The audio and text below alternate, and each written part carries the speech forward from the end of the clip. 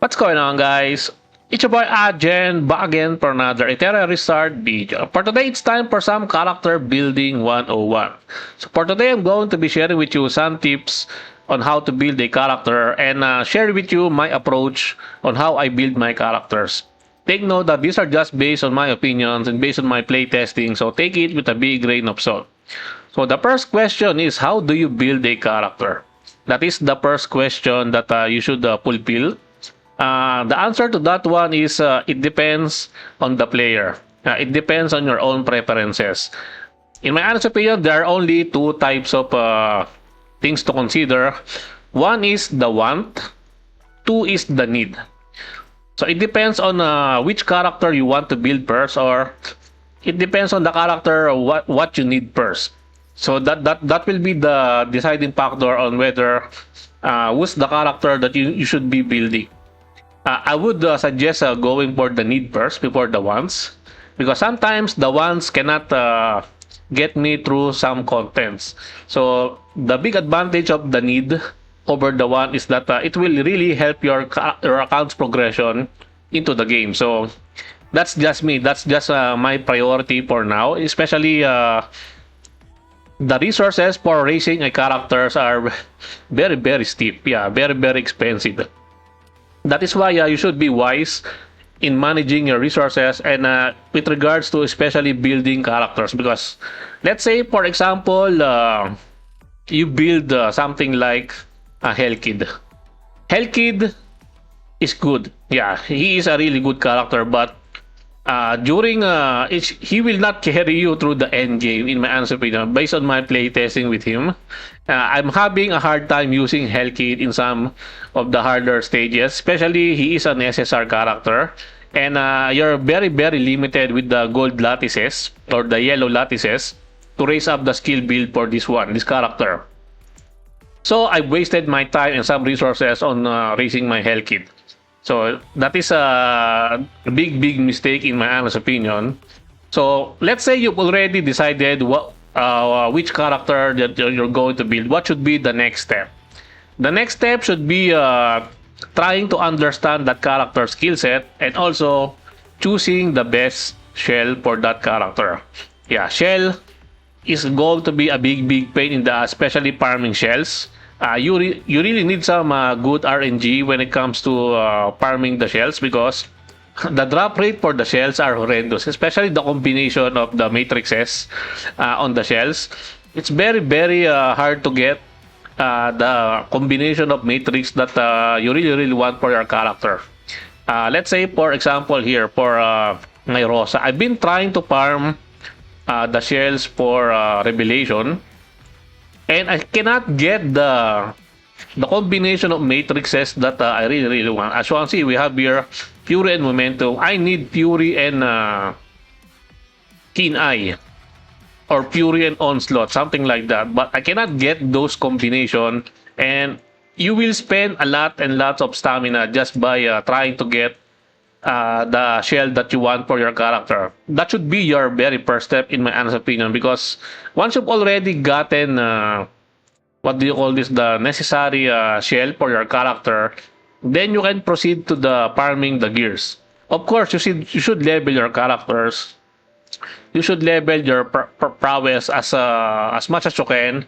But with regards to leveling up the prowess of your character or the skills, also learn their skill set and which are the priority ones, because especially for SSR characters, gold lattices or the perfect lattice are really hard to come by, especially if you are an F2P player.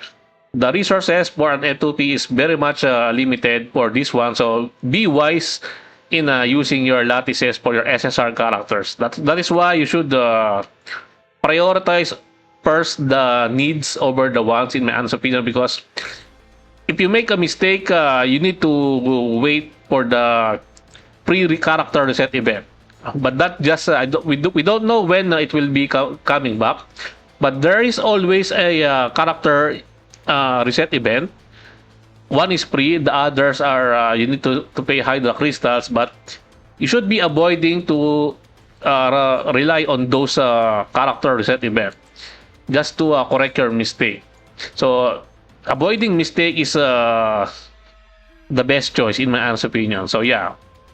So try to learn your character's best skills to use the lattices, and that will depend on the characters also. For example, here my Rosa, I'm trying to build my Rosa full skilled. Yeah, because I'm trying Rosa as my main carry in the, what do you call this, the Ember Trek last stage, because that one is very annoying. I still haven't cleared that one. Very very hard for F2P, especially if you don't have Lily. Yeah, I am a Lily-less player, so I'm really playing on extreme mode. Yeah, extreme mode. So yeah, so now that you've leveled your characters, you've leveled the skill sets, you farm the shells, now it's time for the modules. Modules are also really really big pain in the ass to farm. Why? Because the drop rates for them are also horrendous, and there are a lots of what do you call this, other modules sets that you can get instead of the one that you want. Like for example here for Terramaton, there are four types of no, five types of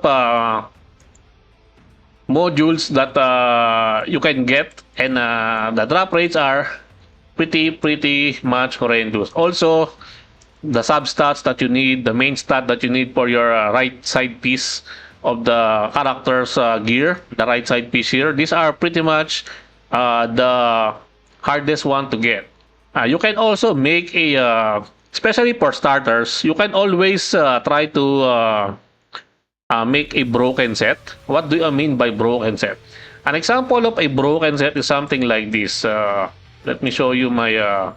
This one is my Viper that I used to farm against. No, that one is not broken. The healer one. Where's the healer? Yeah, my healer modules here are, for example, are just pretty much broken set. And as you can see, there are a lot of matrices here. We have the Wellspring, Sweep, Rush, Cure. As long as you get your desirable stats for the characters, that is pretty darn good already. As you can see, my HP for this one is almost 50k, which is really needed for a healer, because most of the heals depends on the how much HP you have, and that's just the gist of it. So if you cannot make a full set, you can always go for the broken set for the character, and that will really help you in the long run until you get your desirable set piece for your character. So yeah, this one should be your last priority in my honest opinion. Try to level the characters first, upgrade their prowess, farm the shells, and then lastly for the modules. That is my approach for my character building. I always try to farm shells first. After I've leveled them, leveled the prowess. Shells, which is you really need some luck. Inferno stages still drops yellow shells. Like what the fuck? What are the devs cooking with that one? Yellow shells in Inferno stages should not be droppable. Should be always mythic, not yellow one.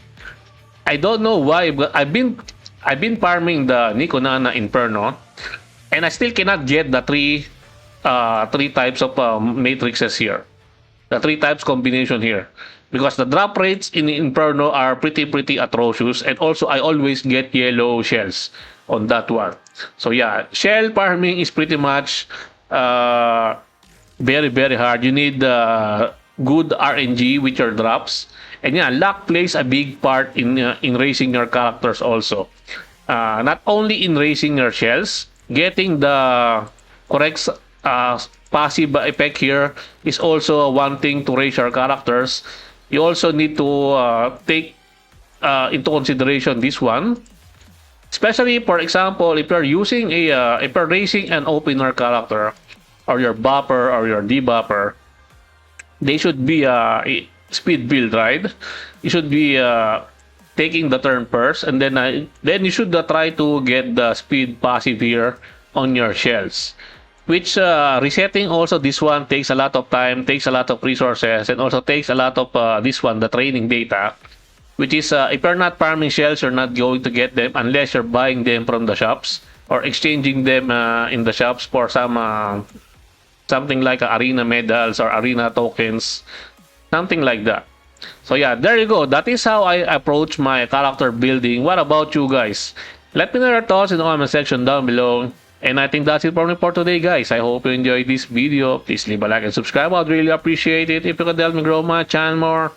And thank you to everyone who are supporting my channel. I appreciate every one of you. Until next time, peace.